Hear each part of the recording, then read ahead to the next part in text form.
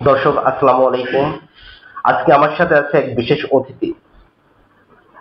জীবনে অনেক মানুষ অনেক কিছুতেই পদার্পণ করতে চায়, বাট আজকে যে অতিথি আসে সে বেছে নিয়েছে এমন একটি কেরিয়ার এবং খলনায়ক। চলুন তার কাছে আমরা পরিচয় সরাসরি কথা বলি। আসসালামু আলাইকুম ভাই। জিশান খান। হঠাৎ করে আপনি মিডিয়ার প্রতি এত আগ্রহ, তারপরে খলনায়ক হিসেবে নিজের ক্যারেক্টার বেছে নিলেন, এর রিজনটা কি? এটাতে অনেক কমফোর্টেবল ফিল করি।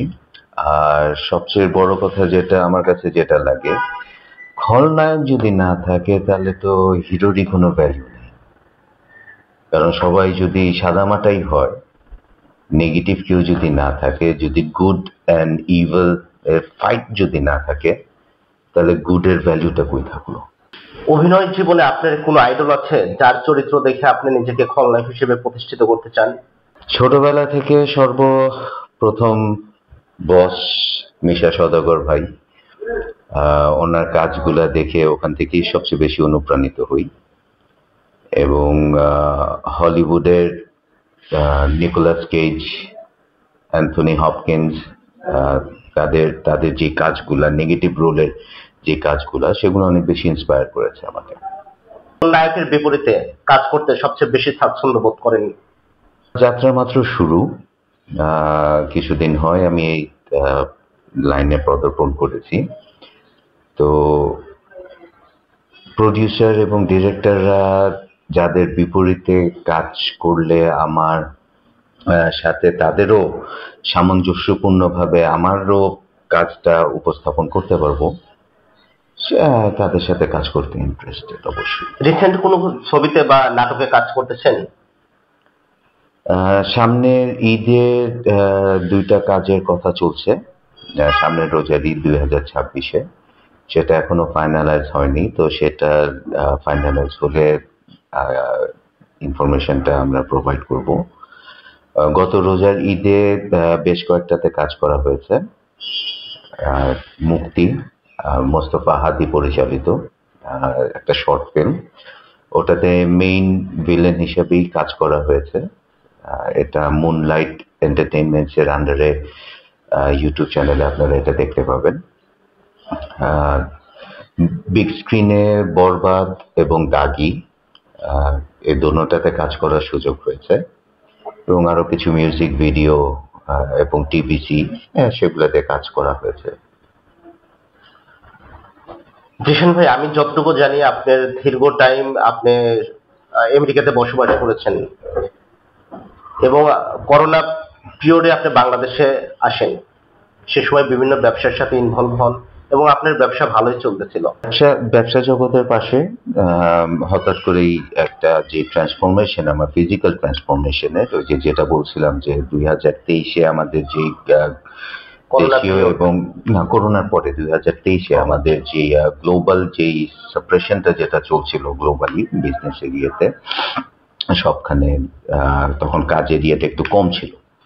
তো সেই সময়টায় হাতে সময় থাকায় আমি আমার পুরা ফিজিক ট্রান্সফর্ম করেছি।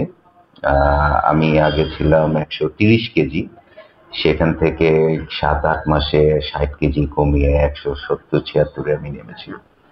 তো যেই ট্রান্সফরমেশনটা হয়েছে সেটা অ্যাকচুয়ালি একটা অনুষ্ঠানে এক ডিরেক্টরের সাথে পরিচয় হয়। তখন উনি জিজ্ঞেস করলেন যে আপনি কি অভিনয় করেন নাকি? যে না, করি না। বাট তখন উনি বললেন যে আপনি কি করতে ইন্টারেস্টেড নাকি? তো সেখান থেকেই যাত্রাটা শুরু। এটা জাস্ট কাকতালীয় বলেন বা এটা সার্কুমস্ট্যান্সিয়ালি, সেখান থেকে যাত্রাটা শুরু। ইচ্ছা আছে? এখনো নেই, আগে অভিজ্ঞতা অর্জন করি। অভিজ্ঞতা অর্জন করার পরে ভবিষ্যতে যদি ব্যবসায়িক হিসেবে যদি চিন্তা করা হয়, একটা তো হচ্ছে কি যে আমার অভিনয় শিল্পী হিসেবে একটা পার্ট, আর ব্যবসায়ী হিসেবে যদি চিন্তা করি তাহলে আগে অভিজ্ঞতাটা অর্জন করে নিই। কয়েক বছর যাক, 5-10 বছর যাক, অভিজ্ঞতাটা আসে, হায়াত মত পরিস্থিতি তখন বলে দিবে যে কোন দিকে যাব।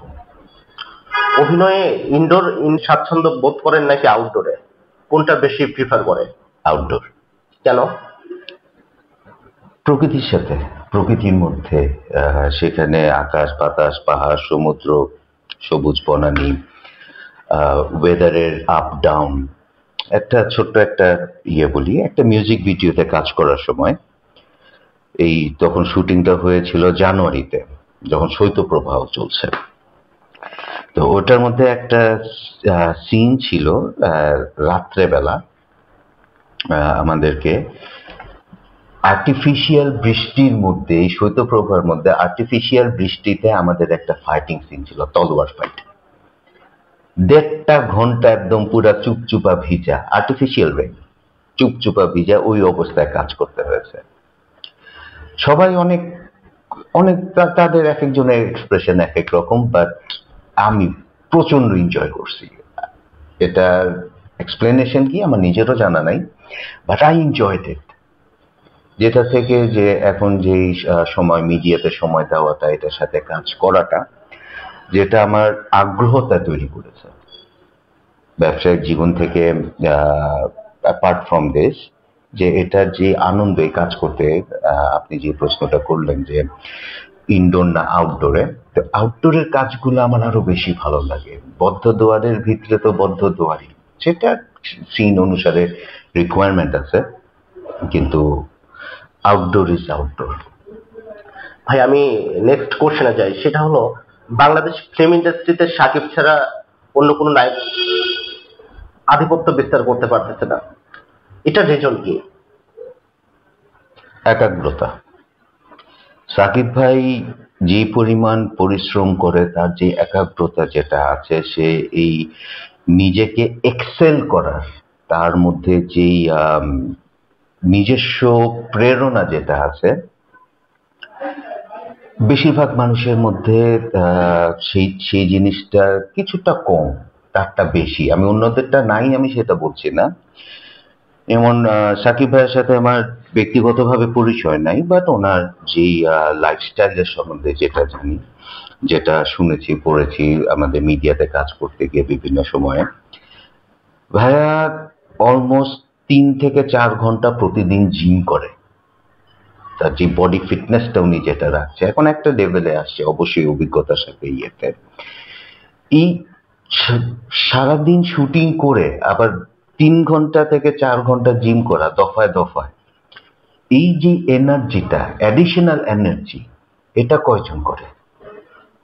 যেটার জন্য আগানো বডি ফিটনেস ইজ পার্ট, অভিনয়ের দক্ষতা অবশ্যই একটা পার্ট। অনেক দক্ষ অভিনয় আছে, যেমন এই যে লাস্ট যে ছবিটা যেটা করলেন তাণ্ডব, ওখানে যে ফাইটিং সিনগুলা, এই ফাইটিং সিনগুলার যে ফিজিক্যাল ফিটনেস দরকার, আমাদের বাংলাদেশে আর কয়টা নায়কের মাঝখানে সেটা আছে? আছে কয়েকজন, একজন দুইজন আছে যেতে, বাট অন্যান্য ইন্ডাস্ট্রি, আমি যদি বলিউডের কথা বলি বা হলিউডের কথা বলি, ফিজিক্যাল ফিটনেস যত অ্যাক্টর অ্যাক্ট্রেস আছে প্রত্যেকেই ফিজিক্যালি ফিট। তাদের কিন্তু তখন বিভিন্ন ওখানে প্রডিউসারের সংখ্যাও বেশি, ফিল্মের সংখ্যাও বেশি, তো সেই হিসাবে সবাই কাস্টিং এর সুযোগ পায়, কিন্তু প্রত্যেকেই কিন্তু ফিজিক্যালি ফিট। আমাদের দেশে এরকম ফিজিক্যালি ফিট কয়জন আছে? খালি দক্ষতা দিয়েই হয় না, খালি অ্যাপিয়ারেন্স দিয়ে হয় না, ফিটনেসটাও দরকার। অভিনয় জীবনে আপনার সমাপ্তিতে কি দেখতে চান? এটা আমার দর্শকরা নির্ধারণ করে দিবে। আপনাদের উদ্দেশ্যে কিছু বলতে চান?